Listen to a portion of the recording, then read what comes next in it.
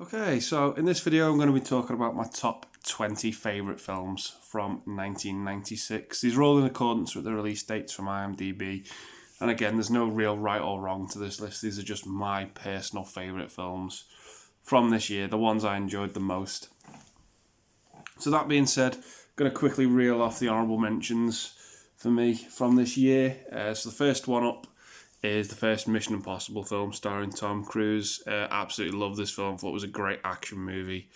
The films in this series have really shown to me how professional Tom Cruise is as an actor. Just absolutely great the way he does his own stunts. But yeah, I really enjoyed the first one. Got a great cast to it as well. Next honourable mention for me is Lone Star. This is another great film with another great cast. The editing in this film blew my mind the way it was done. It just looked absolutely seamless. Really good sort of Western crime film. Next honourable mention for me is the film that actually won Best Picture this year, and that's The English Patient. Another film with a great cast. Bit too long in the tooth of its runtime for me. It does drag on a little bit, but I can see why it won Best Picture. Next honourable mention for me is Kenneth Branagh's Hamlet. Again, this is just another film with an absolutely stellar cast. You can read them all here. Absolutely great adaptation of the Shakespeare classic. Comes in at roughly about 4 hours. Another film with a really lengthy runtime, but I really enjoyed it. Next honourable mention for me is Wes Anderson's Bottle Rocket. Again, another film with a great cast. Really good sort of directorial debut from him. Next up, we got Ron Howard's Ransom. Yeah, I loved this film the first time I saw it, but as I've watched it more and more through the years, it sort of does fall short with it does feel a bit cliched a little bit. But I still dig it. I still find it massively entertaining. Next honourable mention for me is The Rock by Michael Bay. Great Nicolas Cage movie, this one, with Sean Connery. As they try and sort of break into Alcatraz. One of my favourite lines in this is when Cage is talking to Connery and he says, I'll try my best. And then Sean Connery's response is, losers try their best. Winners go home and fuck the prom queen. Next honourable mention for me is Beautiful Girls. Really enjoyed this film. Great cast. Another film with another great cast. Just really dug it about this group of friends that sort of reunite after a long period of time at this bar. But it's a great drama film as well. Next honourable mention for me is Danny DeVito's Matilda, based on the Roald Dahl book. This is a childhood staple for me, this film, and watching it now as an adult, there's just so many scenery chewing scenes in this film. Pam Ferris as the principal, Trunchbull, is just having a ball in this film and so entertaining to watch. Danny DeVito in this film as well is just absolutely hysterical. Just this sleazy car salesman, just absolutely hysterical. Next honourable mention for me is Fly Away Home. I remember going to see this at the cinema when it came out when I was about 5. I really enjoyed this film. Sort of follows this girl and her father, played by Anna Paquin and Jeff Daniels, who come across these goose eggs, and she sort of ends up raising them and look after them and helping them migrate for when the time comes. Just a really good sort of family film. Next honourable mention for me is Shine, starring Geoffrey Rush. This actually won Geoffrey Rush the Academy Award for Best Actor. Not a film I come back to a lot. I don't really enjoy it, but it is still worth a watch. Another childhood staple of mine, Space Jam. Absolutely ridiculous. Michael Jordan can't act to save his life. But the Looney Tunes make the film for me. Danny DeVito again as the sort of main villain. It's really good. Next honorable mention for me is Star Trek First Contact, probably my favourite Star Trek film with the Next Generation cast. Just a great sci-fi movie. Next honorable mention for me is Baz Luhrmann's take on Romeo and Juliet. It's strange to see a modern take on this tale, with the way the dialogue is. It's very sort of still grounded in the Shakespeare type of talk, but it's really weird to see it in a modern day setting. Next honorable mention for me is The Birdcage. Great Robin Williams film, gone but not forgotten.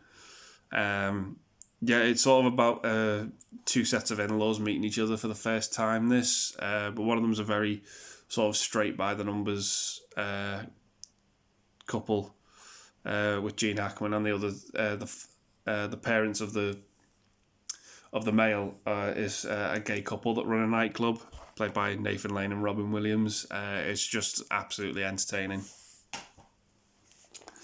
Next honorable mention for me is Freeway. This is the creepiest Kiefer Sutherland's ever been in a movie, in my opinion, but I absolutely adored this film. Thought it was just really creepy and unsettling at times.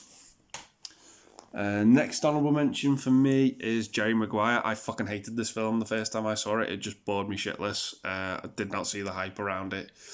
Second time I saw it, I actually kind of really liked it. It's just really funny how your opinion on a movie can change after years of absence from it, and seeing it through a sort of different set of eyes, as it were.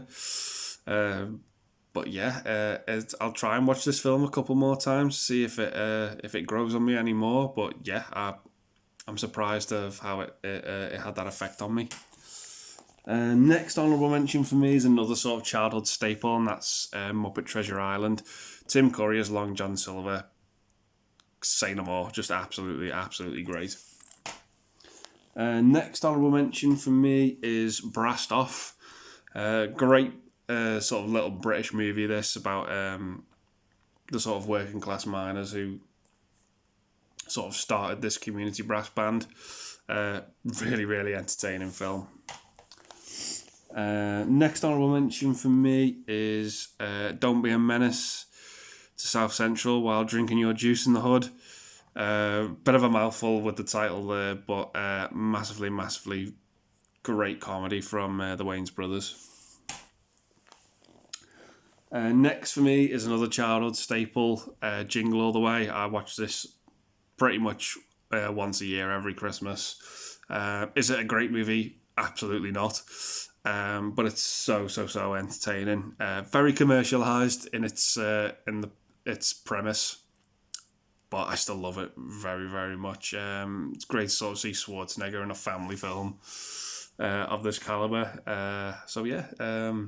And put that cookie down. Next and last honourable mention for me is one of my favourite Bill Paxton movies. It's not what I consider the best Bill Paxton movie, but that is Twister. Just a great sort of disaster not sci-fi, but great disaster movie that the 90s were just sort of really produced a multitude of them and was just churning them out couple of times a year, but this is one of the best ones. So yeah, there are my honourable mentions. I'm going to get straight into my list now and kick it off with number 20, and that is Billy Bob Thornton in Sling Blade. Billy Bob Thornton's greatest performance, in my opinion, sort of about this guy who's been released from prison for a crime he did, and he sort of forms this bond with a boy and his mother, but they have a sort of abusive boyfriend and father figure in their life. But the main selling point for me in this film is Billy Bob Thornton's performance in it. He just does something with his voice that just feels so organic and so natural. But I really dug this one. Just a fantastic drama film. So coming up next for me at number 19 is a bit of a lighter film, and that is Kingpin. Great bowling film, this movie, and absolutely hilarious by the Farley brothers. You got Woody Harrelson, Randy Quaid, Bill Murray in this. yeah, I just massively enjoyed this film. That woman in it who appears in the Farley Brothers movies quite a bit as well. I'm not too sure of her name. She's freaky as fuck in this film. Like, it's just it terrified me shitless. But yeah, it's definitely worth a watch. Just absolutely tons of fun. So coming up next for me, at the number 18 spot, is a film written, directed, and starring Tom Hanks. And that is That Thing You Do. Liv Tyler's also in this as well. I absolutely love and adore this film. I find myself watching it probably at least once a year. I just really enjoy it. It sort of follows this band in the 60s and their rise to fame, but they only really had a hit with one song, and that was called That Thing You Do. It's a really good little catchy song, and Tom Hanks sort of plays their manager, and it just sort of follows their rise and success, but they're only really successful because of this one song, and it just leads to a sort of tragic end that the band goes through and has to sort of, it all basically just falls to shit at the end, but it's just such a well-made film. I just massively enjoy it. Check this one out if you've not seen it. It's coming up next for me at number 17 is another sort of childhood staple of mine that I watched growing up. Got this on Blu-ray. That is Independence Day. Great cast: Will Smith, Bill Pullman, Jeff Goldblum. Just absolutely great fun popcorn movie about this sort of alien invasion. You got the famous scene as well of the White House being blown up, which is just absolutely iconic. This is by no means a perfect film, but it's a film with a lot of charm and a lot of heart, which the sequel just didn't have any of. But yeah, I just absolutely adore this film. As I said, not a great movie, but it's very entertaining. It doesn't fall short in that department. So coming up next for me is another sort of alien movie that pretty much came out at the time, but I just probably enjoy this one just a little bit more. And that is Tim Burton's Mars Attacks. Absolute stellar cast in this film. Just like every role was just sort of played by a famous person. You got Jack Nicholson, Glenn Close, Annette Bening, Martin Short, Michael J. Fox, Sarah Jessica Parker, Danny DeVito, Pierce Brosnan. The film just does not come short in that department with its cast. It just basically follows these aliens that come from Mars, and all they want to do is just kill everyone and kill everything in their path. It's just absolutely insane. And I absolutely adore it. It's just so entertaining. I was too young to see it at cinemas when it came out, so we actually rented this from Blockbusters. It's just a really sort of fond memory I've got of this film. But yeah, it's just so entertaining. It's coming up next for me at the number 15 spot is Kurt Russell in The Executive Decision. I love this little action movie. It's just so good. It doesn't hold up so much today, but I still absolutely love it. It sort of follows this commercial airline plane that gets hijacked by David Suchet's character, who's great in this film, by the way. Probably most famous for playing Poirot in the TV series. And then you've got Kurt Russell, who's sort of this sort of advisor, but he gets caught up in the rescue mission that takes place. I remember seeing an advert for this on TV, and this is the first film I saw with Kurt Russell in, so I'd never seen him before, and I just remember watching the trailer for it thinking, oh my god, he looks like a boss actor. But yeah, I've seen many films with him in since. Absolutely just a great fun entertainment movie. Steven Seagal's in this as well, but don't let that put you off. He doesn't have much time in it. Oliver Platt as well, another great actor. Halle Berry, just a great little action movie from the 90s. So coming up next for me at the number 14 spot is sort of underrated movie in my opinion, and that is Big Night. Yeah, if you've not seen this film, because I'd never heard of this film until doing some research from the year, but I absolutely love this. It sort of follows these two brothers who are starting their Italian restaurant. One of them's the manager and one of them's the head chef. They're sort of refurbishing it, trying to get it back off the ground again. And there's this sort of rival restaurant that opens up over the street, which is run by Ian Holm. Just a great, fun little movie. One to watch when you're hungry as well. The food scenes in it are just absolutely great. Yeah, I just absolutely loved it. I'm recommending all of these films, by the way. Even the honourable mentions. Check them all out if you've not seen them. So yeah, coming up next for me at the number 13 spot is the Wachowskis' Bound. Yeah, just this really good, sexy movie. Sort of follows this woman who got released from prison, Corky, who sort of has this lift meeting with this other woman called Violet, played by Jennifer Tilly.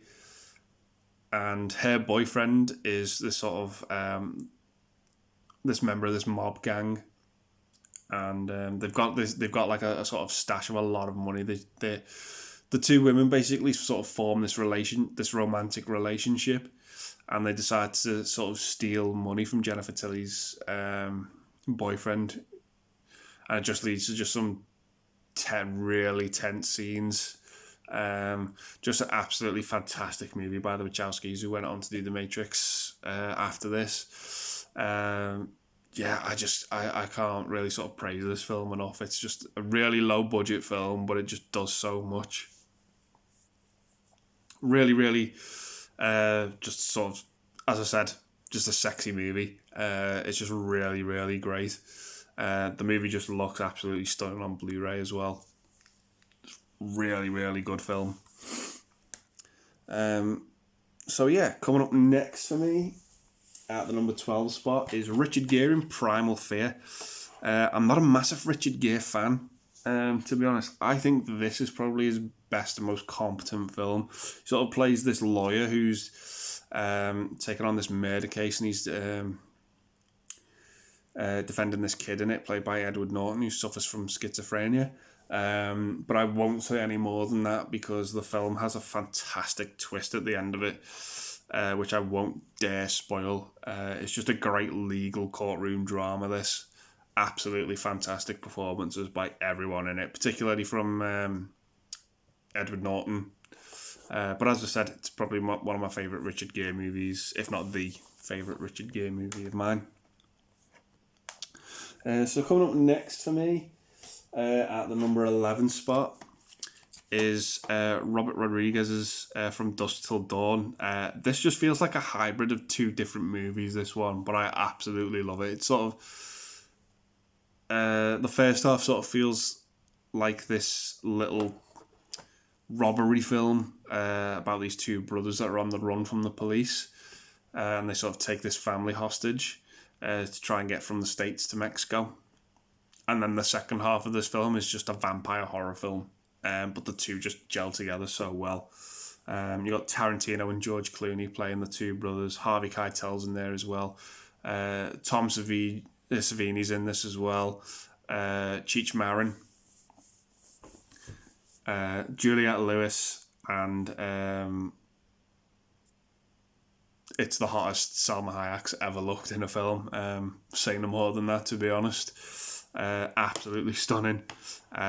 Just a great, insane movie with some great effects. I absolutely adore it. So coming up next for me at the number 10 spot is Woody Harrelson and Edward Norton in The People versus Larry Flint. Yeah, just another great drama film that I thought was just absolutely fantastic. So Woody Harrelson plays Larry Flint, who's this sort of entrepreneur who's sort of, he's like a sort of Hugh Hefner type. It sort of deals with that material that's just sort of borderline pornography, as it's considered by a lot of people, and they just want rid of him, and pretty much But he's very adamant, very, very in your face about what he does. He's proud of what he does as well.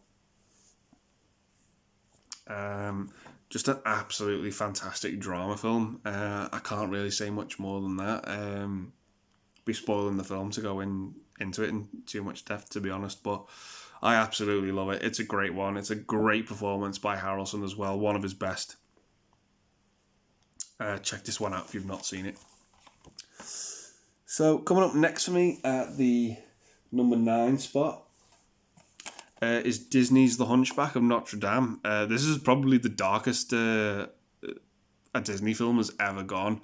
This film just pushes so many boundaries looking back on it, with its sort of religious and sexual undertones, about desire as well. Sort of follows the story of this outcast bell ringer who's deformed, and the judge that looks after him, Frollo, played magnificently by Tony Jay. He's just got such a deep, commanding voice, very sort of similar to James Earl Jones in its effect. Just absolutely wonderful. And this festival of the Fools is happening, and all Quasimodo wants to do is just sort of go down and experience what it's like. But Frollo's very much, no, you need to stay in the bell tower.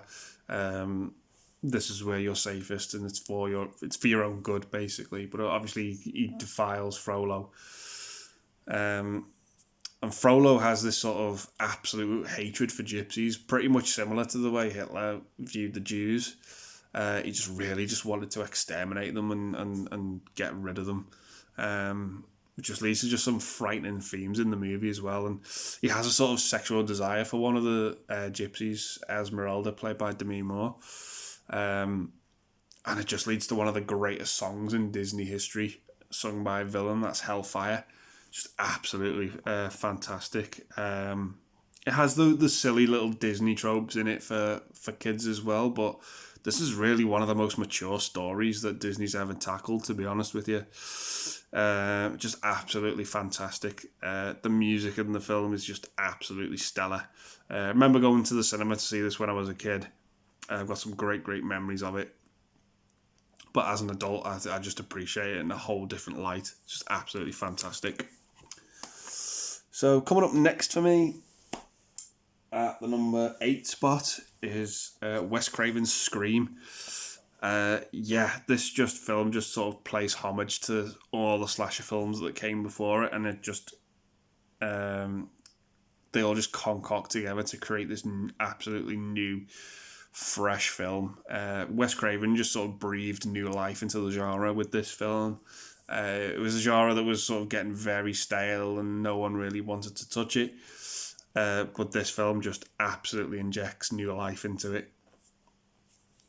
I got an ending that I never really saw coming to this film. It just breaks so many of the rules as well. It kills off the lead in the first scene. You think Drew Barrymore's going to be the main actress of the film. That just isn't the case. And then we sort of follow Sydney's character, who's played by Neve Campbell, for the rest of the majority of the film, and there's a great backstory there as well, involving her mum. But yeah, as I said, don't really want to talk too much about it. It follows the Ghostface killer, of course. Absolutely iconic looking villain. But as I said, don't really want to spoil too much about it. The twist ending is just absolutely fantastic. It's just a horror movie I really, really dig.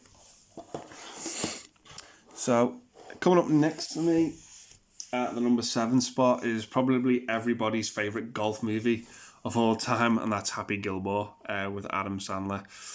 Just absolutely hysterical. It follows Happy Gilmore, who pretty much all he wants to do is play hockey. He absolutely loves ice hockey, but the problem is he's shit at it. Can't play it, save his life. Has absolute anger problems and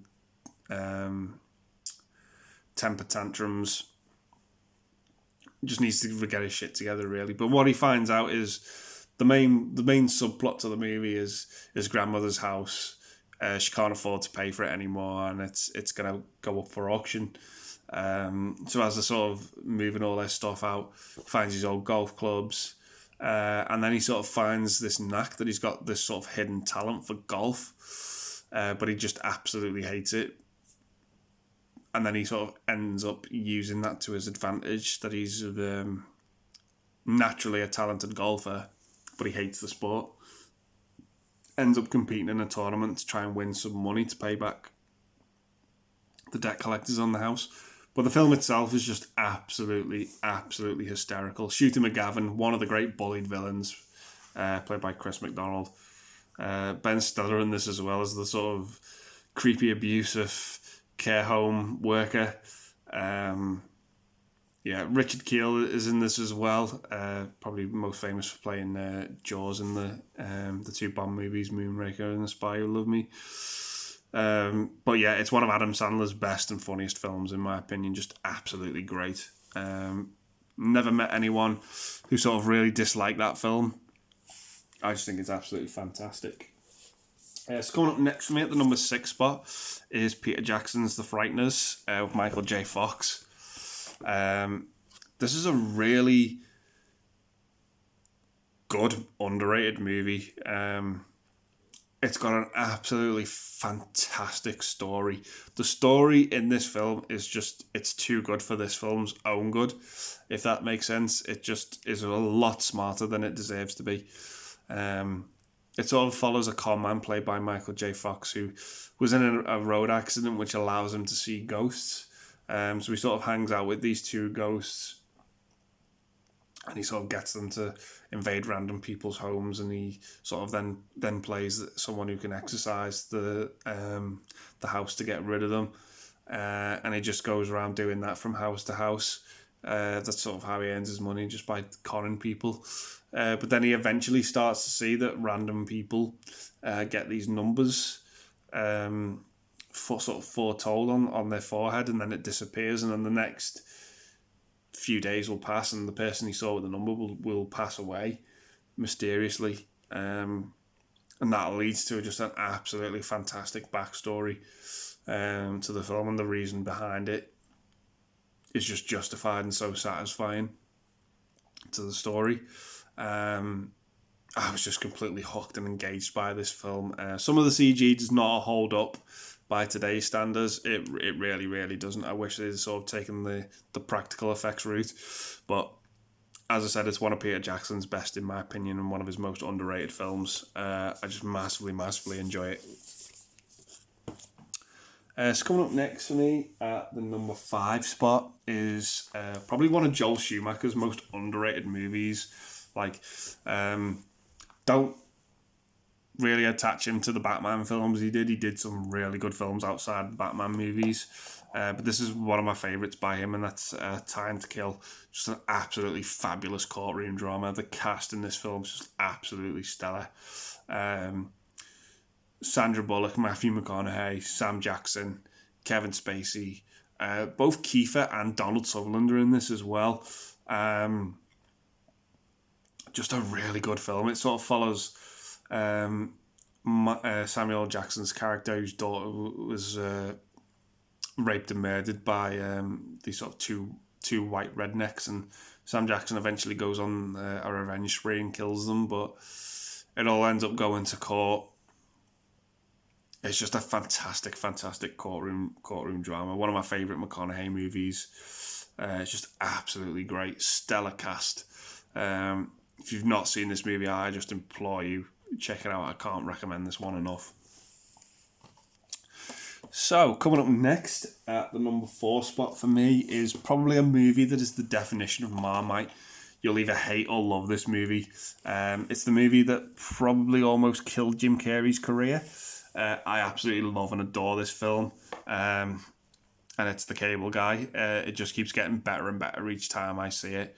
So it follows Matthew Broderick's character, who's sort of in this on and off again relationship.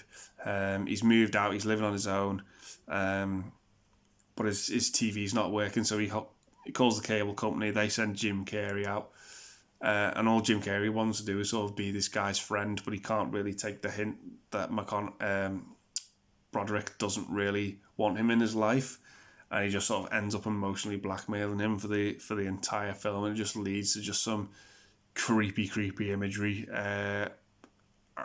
I think this is one of Jim Carrey's best performances, to be honest with you. I just absolutely love it. The way he just sort of worms his way into this guy's life and just sort of absolutely poisons everybody against him.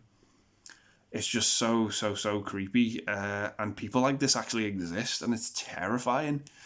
I just think this movie was just too dark for some people, because this film was made coming off of a stint of very successful films that Jim Carrey had done, a very specific type of genre he did. It was a formulaic films that earned money and kept audiences happy. But this one just sort of takes a left turn. But I still absolutely love it. And it's a very, very divisive film. I can completely understand that. I was surprised to find out that this was directed by Ben Stiller as well, who's got like a sort of little cameo in the movie as well, sort of subplot, which leads to an absolutely hilarious conclusion, which we never find out about. But it's absolutely great in my opinion. I just absolutely love it. I love the restaurant scene at medieval times. Just so much fun. Not for everyone, this film. I can completely understand that. I can completely get it. As I said, it's very much the definition of Marmite, this film. You either love it or you hate it. So that's leading into me top 3 from this year. So number 3 for me is the Coen brothers' sort of masterpiece, Fargo. Just an absolutely wonderful, mesmerising film, this. Sort of follows a car salesman played by William H. Macy, who's got himself into a lot of debt, really, but he's got a plan to get out of it, but the plan just goes horribly wrong. It leads to a lot of unnecessary deaths. Frances McDormand in this as well is just fantastic as Marge Gunderson. Believe it or not, this is a film I didn't like the first time I saw it, but the more and more I rewatch it, the more and more I notice more, and I just gain a greater appreciation for it as time goes on. Just absolutely fantastic. You've got Steve Buscemi in this as well. Absolutely superb actor. Really underrated in my opinion. Frances McDormand fully deserved of the Best Actress Oscar, her first of 3. Just absolutely great Coen Brothers movie. Keeps me coming back for more, this one. So coming in at my number 2 spot is Danny Boyle's Trainspotting. This again, another film I really didn't like the first time I saw it. Second time, I absolutely fell in love with it. The imagery in this film is just absolutely trippy. Being a film that mainly sort of its main focus is on drugs, really. The trippy scenes in it just absolutely nightmare induced. Just absolutely horrifying. One scene in particular involving a baby, which is just so disturbing. But with those disturbing scenes, you've also sort of got comic relief to the film that doesn't feel shoehorned in. You've got the great scene with the laxative tablets, which absolutely cracked me up. There's a scene involving a bedsheet which is full of shit with Spud, which is just absolutely hysterical. Robert Carlyle in this movie is just off the hook. Just one character you do not want to get on the wrong side of. One scene in particular where he's picking up the beers he's ordered at the bar. Just absolutely terrifying. Hilarious, but yet terrifying as well at the same time. Ewan McGregor, absolutely superb. It's sort of a shame that Ewan McGregor and Danny Boyle had a bit of a fallout when Danny Boyle was making The Beach, and they just sort of didn't really speak to each other, but then they patched things up to make the sequel to this, which was also pretty good. But yeah, it's just a fantastic film. It's probably my favourite Danny Boyle movie, to be honest. Just massively enjoy this one. It's not for the faint-hearted. But yeah, I just absolutely fell in love with it the second time I saw it. So that leads me to my number one pick. It's probably a smaller movie. I don't know if it's that very well heard of, but for me, it's just an absolutely fantastic drama film, and I absolutely loved it. So my number one is Secrets and Lies. Just one of the best dramas I've ever seen. Sort of follows Brenda Blethyn's character, who's approached by this woman who's black, and she's sort of claiming that Brenda Blethyn's her birth mother, which is what leads to really the main title, about Secrets and Lies, about this sort of hidden pregnancy she had, and she's sort of keeping it from her family, and that she gave the baby up for adoption. Timothy Spall, who plays her brother, it's the best Timothy Spall's ever been in a film, in my opinion. He's absolutely on point and superb in this. He just his acting ability in this film, the script just allows him as an actor to just absolutely blossom in this film. He just really sinks his teeth into the role. As I said, it's the best he's ever been. He is just brilliant in this film. Absolute joy and pleasure to watch him, particularly towards the end when all things come to a head. It just leads to some great scenes, because his occupation in the film is he's a professional photographer, and we see all these different people that come and go from his work, and it's just so wonderful, the little quirkiness about it. It's just absolutely wonderful. But as I said, when everything comes to a head at the end, everybody is on point at this film, firing at all pistons. Height of their powers in acting ability. It's just absolutely superb. One of my favourite Michael Lee film, without a shadow of a doubt. Absolutely just wonderful, on point film. I cannot praise this film enough. I've seen it twice. I loved it the first time, and I loved it even more the second. It's just so good. So good. The script is fantastic. The direction is fantastic. The acting, it's some of the best acting I've ever seen. It's just on point. Fantastic. And that's why it's my number one from this year. Just absolutely superb film. Check it out if you've not seen it. I know it's quite difficult to find. I don't know if it's on any streaming services. I actually ended up getting the Blu-ray of it because I couldn't find it on DVD anywhere, and I'm so glad I did, because it looks phenomenal. Just a wonderful film. Absolute joy and pleasure to watch. Really enjoyed the hell out of that one. So yeah, that's my top 20 favourite films from 1996. Bit of an eclectic year with the range it offered. But yeah, just some absolutely fantastic gems in there. So I'm going to call this one a day. Hopefully, if you've watched this to the end, I hope you've enjoyed it, and I hope you think about hitting that subscribe button and hitting the like button and the notification bell and all that YouTube jazz. It really helps me out and helps the channel out, as I'm quite fairly new to YouTube. But yeah, as I said, I hope you've enjoyed this. And take care, and thanks very much for watching. I'll see you soon.